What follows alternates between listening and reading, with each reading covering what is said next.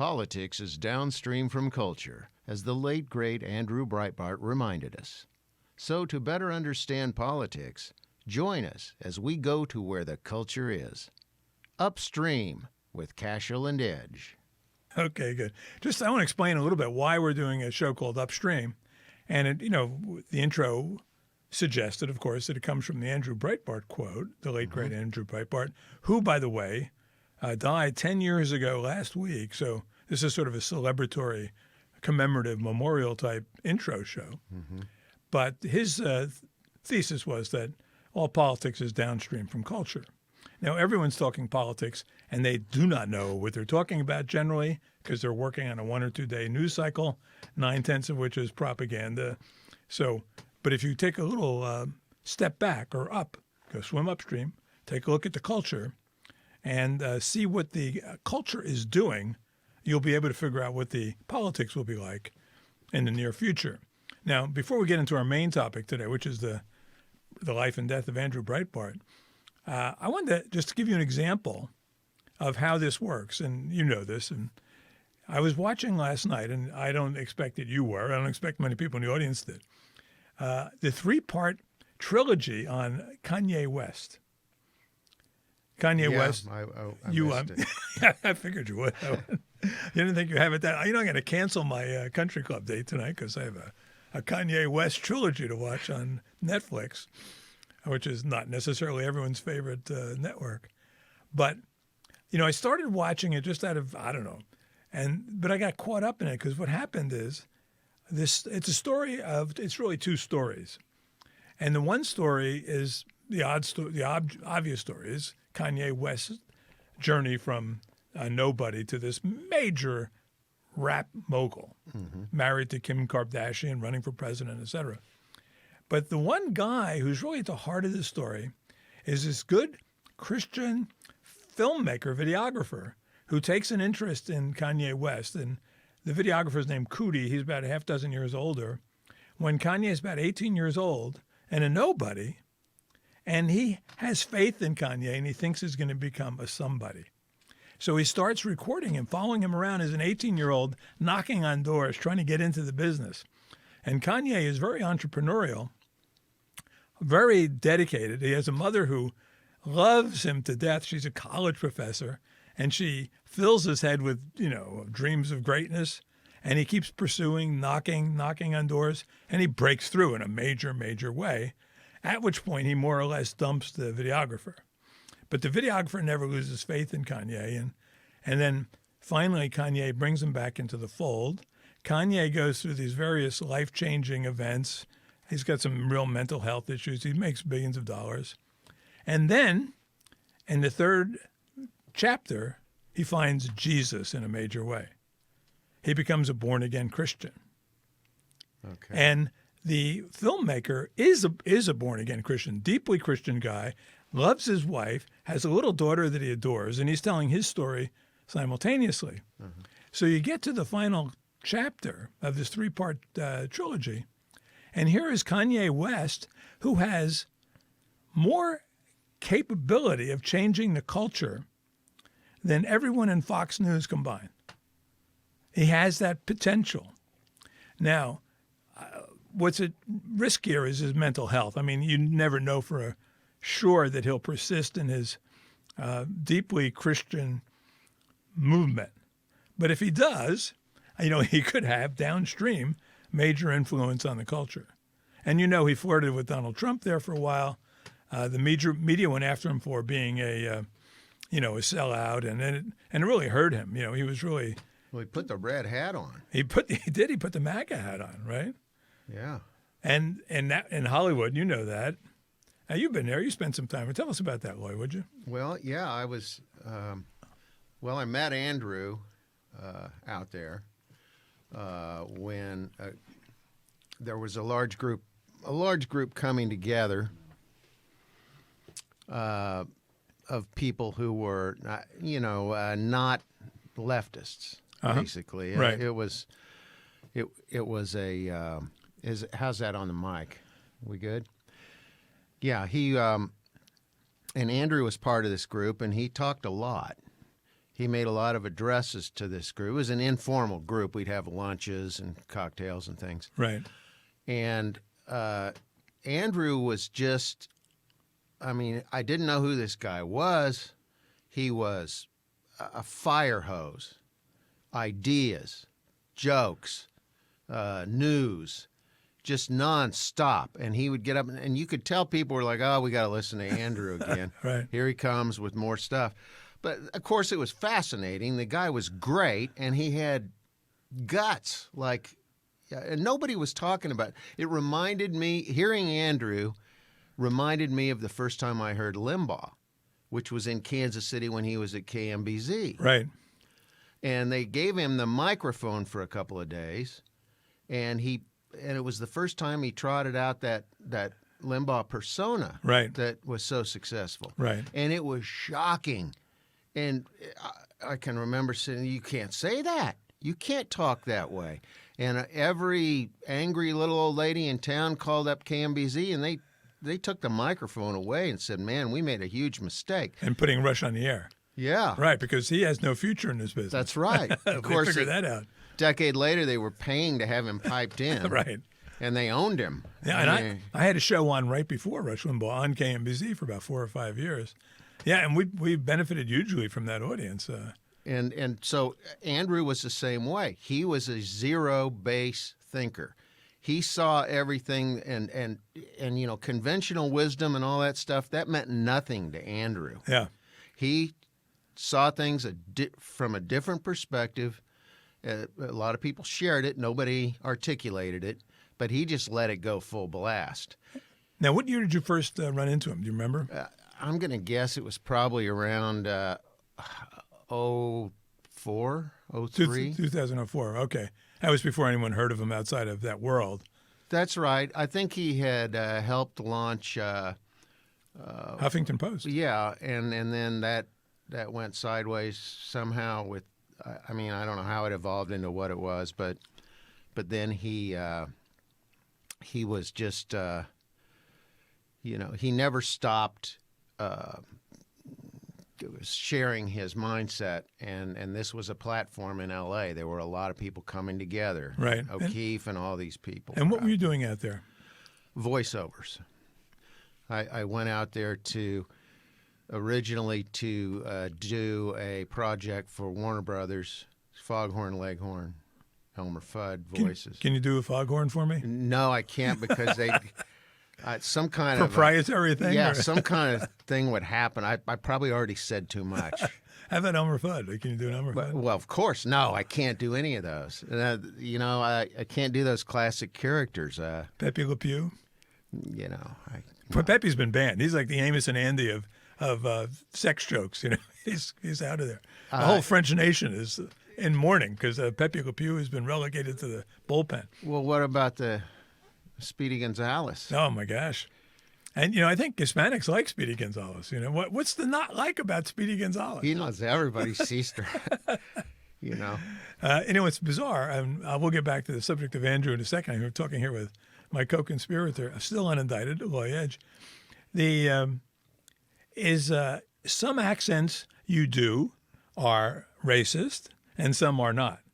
Yeah. So you could do a French accent, and no one will be accusing you of slurring French, or a German accent you could do. I would go right into Maurice Chevalier, and then I'd be doing the Thank Heaven for Little Girls, and then I'd be a pedophile. There you are. You can't win. I was watching Gigi the other night. I'm thinking, I don't know how they got away with this movie. That's right. But but if you do a Chinese accent or an Indian accent, yeah, you're a racist. Yeah, you are. Now, Indians, not to digress too much, but Indians are Caucasians. Well, I mean, they are not Oriental, people, Oriental in the sense of, the class of race as Oriental. But, you know, it's a strange world. It's difficult to navigate, which is why we are here to straighten it out. That's right. Upstream, where the cultural decisions are made so they can filter downstream. By the time they reach you in some other context, you'll be able to understand, you being the studio audience. The thousands of people listening into this premiere show, hundreds of thousands, maybe, who knows. Now, I first met Andrew, I remember, in about 2006, Andrew Breitbart. I wrote a book called What's the Matter with California? And it was a sort of a rebuttal kind of to What's the Matter with Kansas? You remember What's the Matter with Kansas? Frank's book? Thomas Frank. Thomas Frank, yeah. I just, a little background on that. When I first saw that the book was coming out, I felt sorry. I didn't know who Thomas Frank was. I felt sorry for anyone who would publish a book about Kansas and expect to sell it. And then I remember I was sitting on we're in Kansas City here. I was sitting out on the Country Club Plaza in Kansas City at the Classic Cup right along the rail. I remember this very specifically. And a fellow was walking down the street. He goes, "Hey, Jack, have you read What's the Matter with Kansas?" I said, "No, I don't think I read that book." He goes, "You ought to." I said, "Uh-oh." So I went down and bought. No, I didn't buy it. I went to the glossary first, right, and looked up Cashel. 5-page section on me, right? Oh, man. So I'm reading through it. I said, "Okay, this is something." Then the book goes on to sell 500,000 copies. Yeah. And Thomas Frank comes to town to speak at this church on the Plaza, Trinity or whatever. It's a big, secular kind of Satanist church there. Sure. Not Satanist, but you know what I mean. And it's Secular humanist secular church. humanist church. That's what I word. I confuse sometimes humanist and Satanist. Humanists are good people. Satanists are bad people. It's moral relativist secular humanist church. That's what it is. But they had a big auditorium, and there was at least 1,000 people there. And me and about 10 other people came and planted ourselves on the aisles, so that when they did the Q&A, we'd be able to address them, Thomas Frank. So sure enough, sitting there on the aisle, and they call on me, right? Mm-hmm. And Frank and I get up and I said, "Mr. Frank, I haven't had the pleasure of making your acquaintance," which goes right to the heart of my question. I said, "How could you write 5 pages on me without ever talking to me?" I said, "I'm in the phone book." I said, "I'm easy to find. I've had the same phone number for 20 years. And he goes, "Oh, Mr. Cashel, oh, yeah, good to see you here." And I said, "First off, I live and work in Missouri, right? I grew up in New Jersey. Now, if you had written a book called What's the Matter with New Jersey or What's the Matter with Missouri, I would have felt honored to be included in it, but I don't belong in a book on What's the Matter with Kansas." And it took him back. You can almost hear the wheels, cluttering in his mind as he's trying to think of how to respond to this. And it took him about 4 questions before from other people. And then I just sat down. I said, "I'm not going to try to monopolize this. I don't expect an answer." And I sat down and, he went back to trying to get back on track. But on the positive side, my agent saw the success of that book and said, "Let's do a book about a state that has real problems, which is California." And this was 2005. And so I did a book called What's the Matter with California? When I was out in California plugging the book, and every time I'd say, "I'm doing a book called What's the Matter with California," people would say, "How many volumes?" It's like, "How big is this book?" I mean, it's like the Bible. I know it's 1 volume, slim, amusing. And so, but I go to, I guess it was the ABC studio, no, the Disney Studios in Burbank. I'm supposed to do a show. I'm there promoting it. And that's a big block of buildings, right? Isn't it? Mm-hmm. Are you familiar with that? It's hard to get into. Oh, yeah. It was a Saturday. I'm knocking on doors, blah, blah, blah. And then finally I get into the studio, and Breitbart is filling in for the regular host. And at that time, so I spent an hour or so with him. He seemed oddly insecure.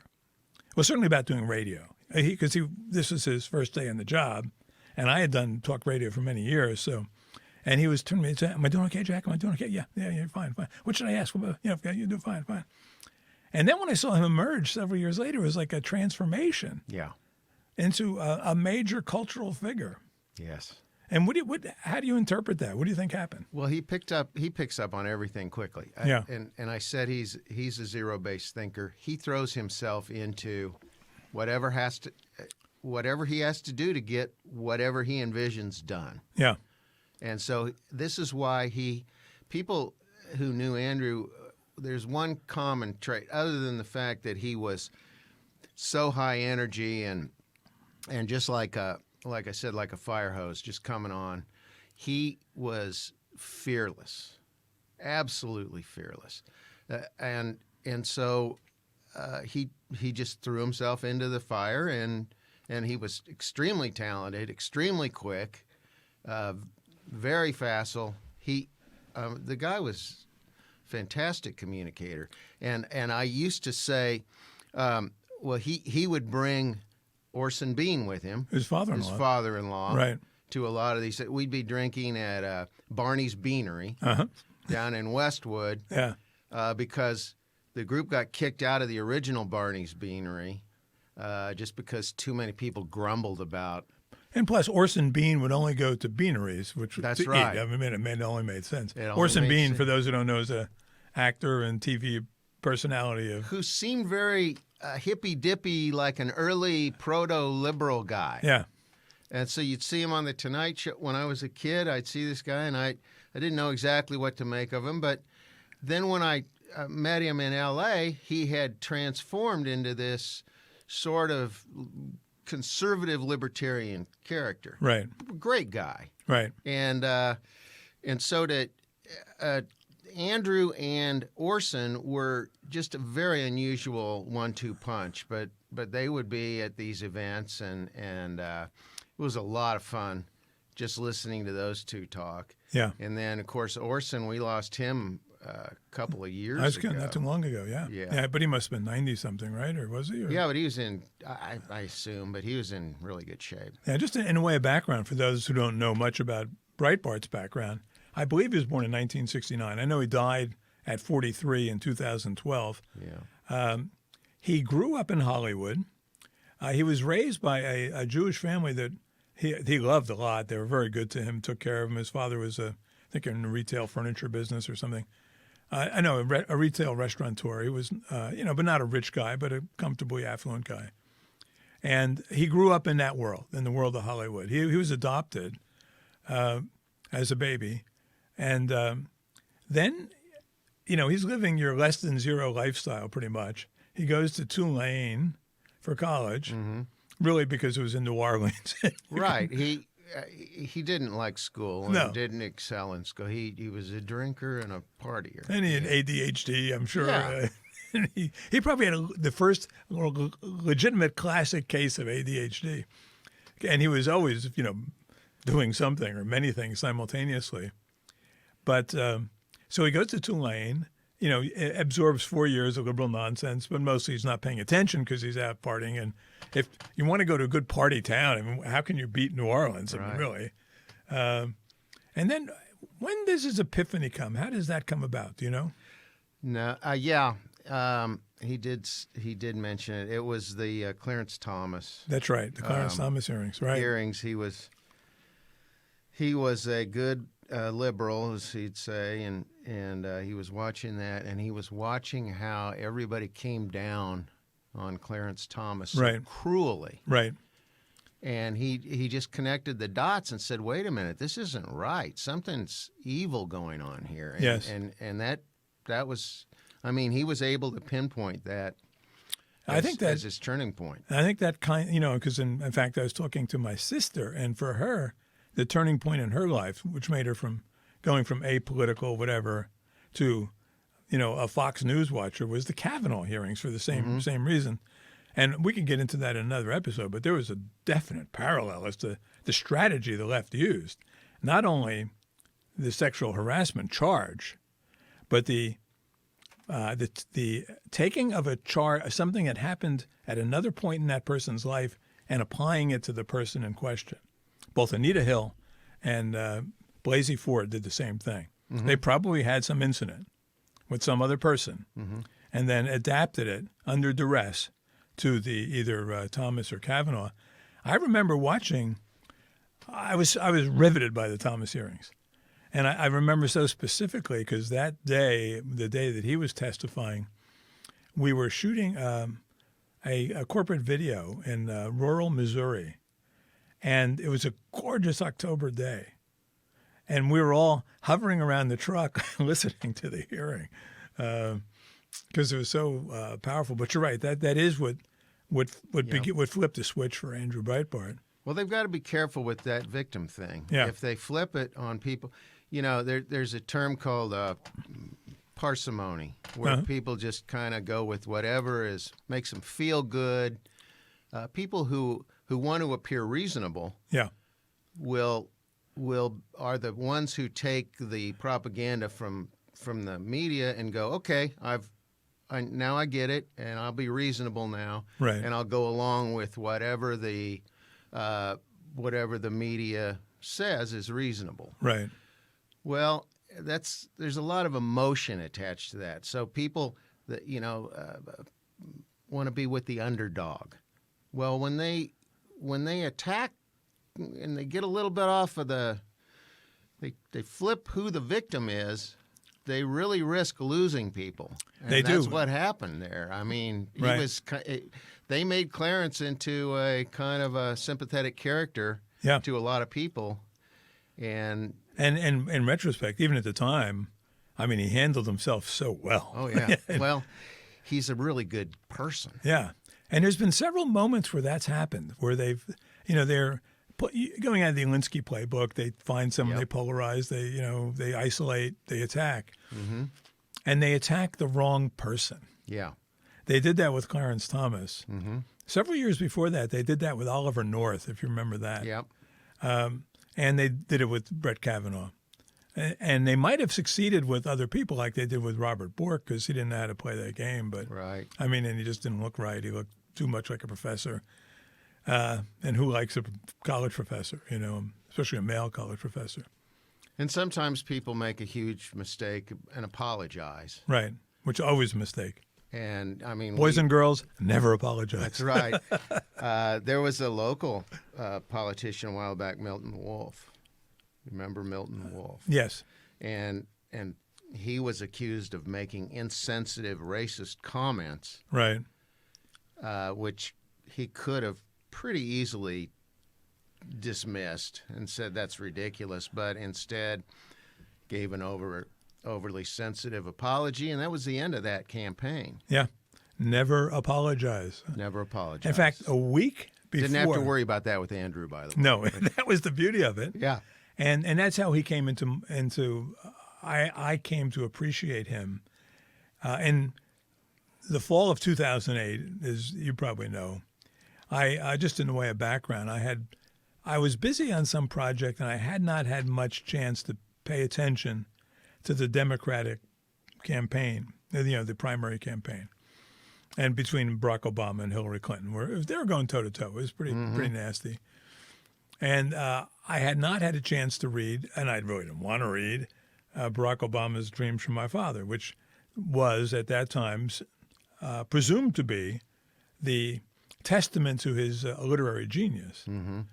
And so I got stuck in the Detroit airport, and it was a horrifying airport. I don't know if you've ever been there. No.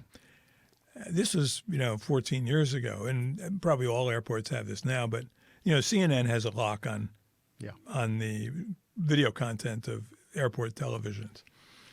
But at Detroit, they have these movie theater size screens in every chamber, and it's like 10, 12 consecutive chambers. And you walk into it, and there's this huge screen. And this particular day, I'm walking through, and James Carville is on the screen, going crazy about something or another. I said, how do I avoid that? I got to avoid this. I can't.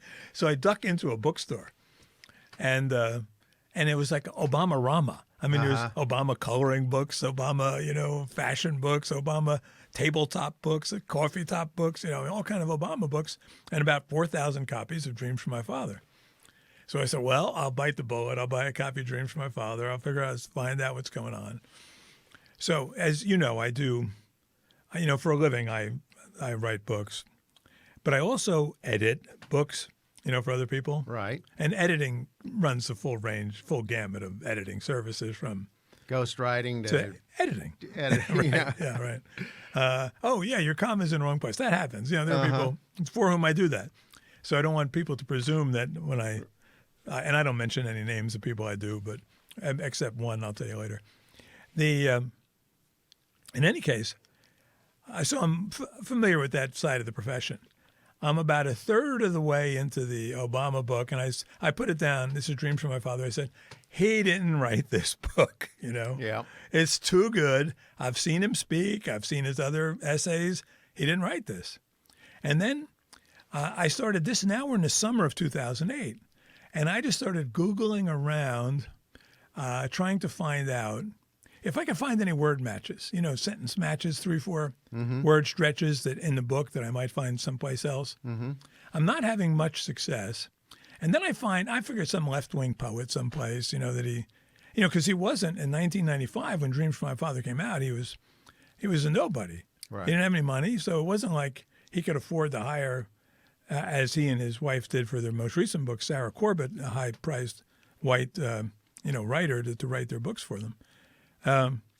So I got this a couple stretches that looked potential. And I knew I could not send an email to this person and ask them to, see if that was a match. Are you responsible for blah, blah, blah, So I had a friend of mine who had a San Francisco State University address, an otherwise non-political figure, to write to the person and say, hey, congratulations, you did a great job on that Obama book. I really like that, So she sends that email, and he emails back. He goes, oh, I'm a big fan of Obama, but I wish I did have something to do with that book. I didn't. So it was a cul-de-sac. It went nowhere. So I stopped trying. Sneaky. I stopped trying. Yeah, it was sneaky but unsuccessful. So I put that book down. And then I started following another thread. Now we're getting into August and September. And I remember because I went to the Republican National Convention this year, first time I ever went, the only time, in St. Paul. And I was talking about it on the bus because you're taking bus rides all the places. And I was following this thread. I wanted to see if Bill Ayers and Barack Obama had met in New York before they got to Chicago. Mm-hmm. So Bill Ayers, of course, the unrepentant terrorist. And so finally I picked up a copy of Bill Ayers' book, Fugitive Days. And I started reading it. I'm about a third of the way through. And then, like in the cartoons, you know what happens? Light bulb, right? Over the head. Right. Bang, it goes on. Except this was a dim light bulb. It wasn't the brightest light bulb. And the light bulb said, same ghostwriter, right? I figured they had the same ghostwriter. But then as I got into the Ayers book, into Ayers' opus, I realized, his oeuvre, that he was a writer.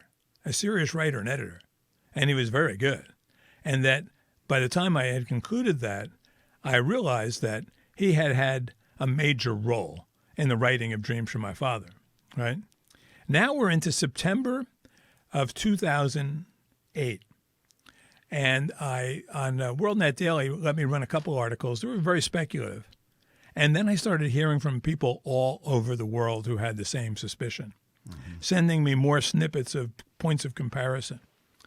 By early October, I had enough information to upend the presidential campaign. They knew it. And David Remnick, New Yorker editor, a fanboy Obama biographer, said as much. He goes, if enough people believe this to be true, it would have been the end of the candidacy. That Bill Ayers had written major parts of Dreams from My Father would have meant, A, that Obama was a liar when it came to, his not knowing Bill Ayers, and B, that he had a communist marching around his head, doing the long march through his institutions. Mm-hmm. And so I turned to several major conservative publications, and I said to them, I need 5,000 words to make my case, because I can't just say it in 100 words. I've got to prove it. I've got to show parallel passages in each book that are almost identical word for word, and parallel themes, etc. And this is when I started getting these letters back from like National Review and Weekly Standard. Weekly Standard was classic because I used to write for them. They said, we've already covered Obama's oeuvre, O-U-E-V, oeuvre. I'm thinking, who talks about oeuvres in the middle of a heated presidential campaign? This magazine has no future when you're talking about oeuvres, and then you're not letting me even, and all I'm saying is, who wrote Dreams from My Father? Take a look at the evidence, right?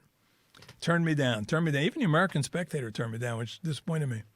So finally, the American Thinker, which I never even heard of at that point, which is an online blog. I still write for them. In fact, I'm top of the page on, what was it today? Last Tuesday, whenever this shows up.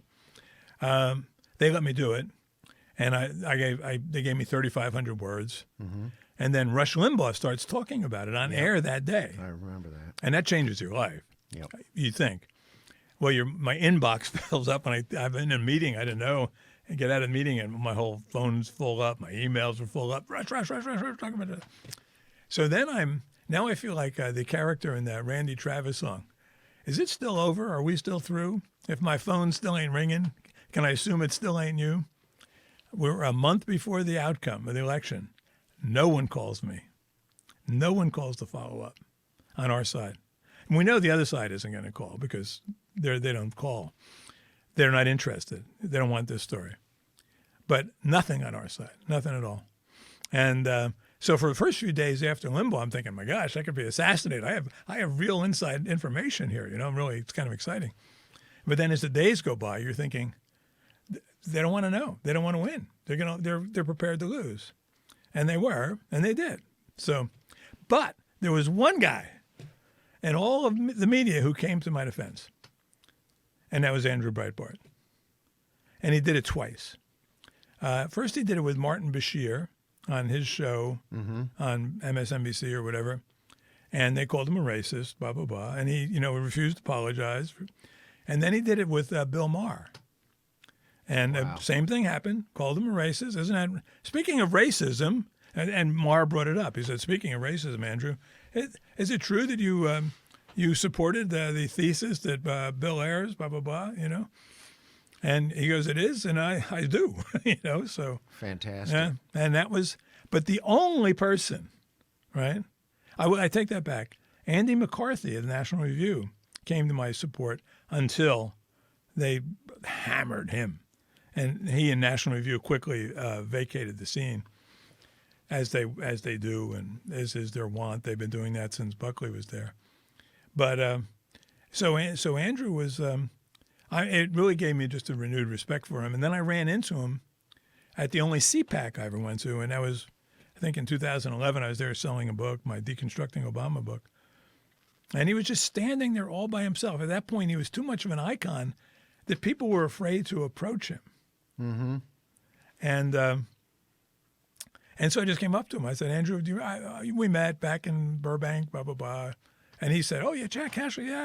I don't know if you remember, but I thanked him. I said, you're the only guy in all the media who had the cojones to stand up and defend my obvious thesis, that would not, and it is racist only because Barack Obama has a black father, right? Right. And he was cool about it. And we talked for a few minutes. And then, in March of 2012, he was dead. Yeah. In fact, my last conversation with him, probably 2010, maybe a little later than that, I said, Andrew, please be careful. They want you dead. And he said, I know. He mentions that in his book, Righteous Indignation, that they were out to get him. Yeah. He was a cultural force. He's a powerful force. So. Well, he's a lightning rod. Like you said, he was standing up for you. Yeah. And Now we'll get into the conspiratorial part, you being my unindicted co-conspirator to this point. Why does he die? How does he die? Well, he left his neighborhood bar there in Brentwood and suddenly had a heart attack. I think we might have to look at the church commission to figure out how that happened. It was a single bullet? Yeah, it dissolved. Nobody said it. It was the strangest thing. Nobody had any conspiracy theories about that, did they? It was kind of... Well, they did. It's odd because yesterday... That they articulated. Yesterday I got a call, on another subject altogether, from a doctor with whom I communicate regularly on forensic stuff because he's very good at it. Mm-hmm. Because I've written a lot about the George Floyd case, and I get a lot of, really got deeply into the whole forensic part of that. But, and I said to him just as I was hanging up, I said, tell me about Andrew Breitbart. What do you know about that? because I know just about everything about that, And then once I tapped that, and he explained the alternative theory. And, I don't know that it's true. I really don't know. A lot of people who knew Andrew very well thought it entirely likely that the way he lived his life. That was my point. It was those people immediately said, it could happen. Rolled over. You're working 26 hours a day, and you're burning the candle at all four ends, and you're. Mm-hmm. But he said that there was one observer on the scene who was a medic. He said, I didn't know that. One witness to his collapse on the street there. And he said that typically when someone dies of a heart attack, they go pale and gray. And he says Andrew's face was bright and pink. Now, the theory is, and I said, okay, we were talking potassium cyanide. And the doctor said, yep. And the doctor, who is a pretty legitimate guy, has an MD after his name and has not been thrown out of the profession, totally believes that he was potassium cyanide, which, and I said, does that mimic a heart attack? He goes, it causes cardiac arrest. That's basically what it does. And, he said, it's not to say that Andrew Breitbart did not have an enlarged heart or did not have heart problems. He may have. George Floyd had heart problems, but it was not, he did not die naturally of a heart attack. He died because he was resisting arrest, strenuously. Mm-hmm. And in Andrew Breitbart's case, he believes the trigger was potassium cyanide. That's the alternative theory. Now, wasn't there an autopsy performed? Yes, there were two. Something unfortunate happened to the coroner. As my doctor friend, I use the word coroner. He goes, he wasn't a coroner. He had an exact word for it that I forget, but he was basically a tech. Mm-hmm. The guy who helps prepare the body, and he's not the medical examiner. He's not a doctor, the guy in question. His family wrote a book called Breitbart's Coroner, and it's a kind of a homespun book. It may have been self-published, but it was fascinating nonetheless because they wanted to know what happened to their brother. This the guy in question, the coroner's tech. Apparently, there were two autopsies done. One was the one done by the Los Angeles County Medical Examiner, which someone I think in the Breitbart family did not trust. So they had a private one done, and in the private one, this guy was the tech, and as to show his proximity to fame, he took the toe tag off and shared it with his brother, just to show, hey, this is the kind of cases I'm dealing with here, Well, 6 weeks later, the guy with the toe tag is dead of arsenic poisoning. This is a given. This is not a speculation. And then the question became, how did he get the arsenic into his system? How did that happen? And the initial speculation was that it was his wife, but that she was cleared. And then they thought that maybe it was suicide. But then you think, who is it that commits suicide by arsenic, right? Yeah. It can't, you'd have to be pretty dramatic to do that. That's women do that. Men jump off buildings or shoot themselves or throw themselves in front of a truck. Do something manly, That's right. You want a manly exit. Hang yourself. Not that I'm, of course, endorsing suicide. Terrible thing. No, this is not an endorsement of suicide. So if you're at home, do not try this at home. And any of those things, it's a bad idea. You go to hell. You don't have a divine intervention. It's not a good thing. You don't go to hell necessarily. You go to a dark place in purgatory. So they were still at the end of the book unresolved as to how it happened. They did not believe it was suicide. They did not believe that the wife had done it. They believed that some outside agent, some third party was responsible for it.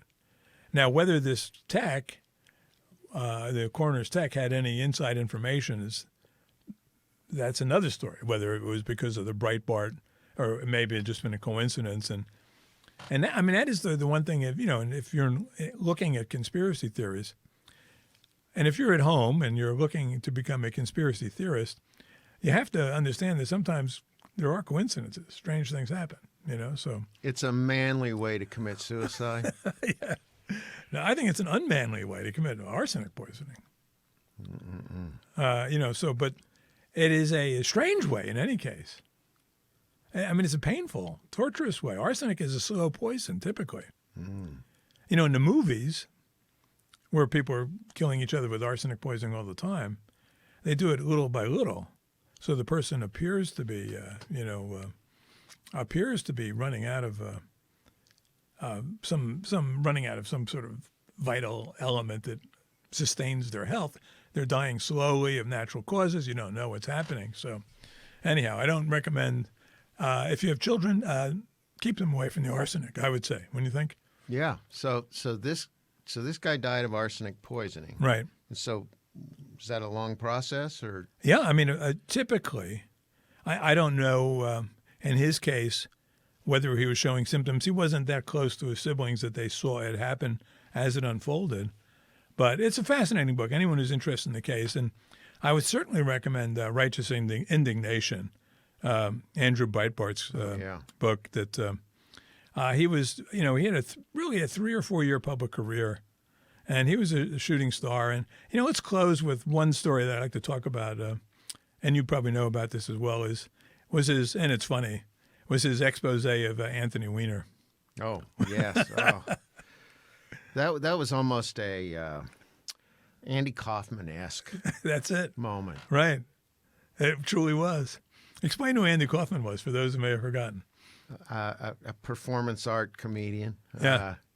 Who he would take, much like Andrew, a different kind of approach to something mundane and would shock everybody and just to the point where it was uncomfortable to watch. Right. At the end, it got really strange. Which is what Andrew did. Right. It got uncomfortable. You were embarrassed for everyone involved because it was just so outlandish, and yet, like Kaufman, it was a classic.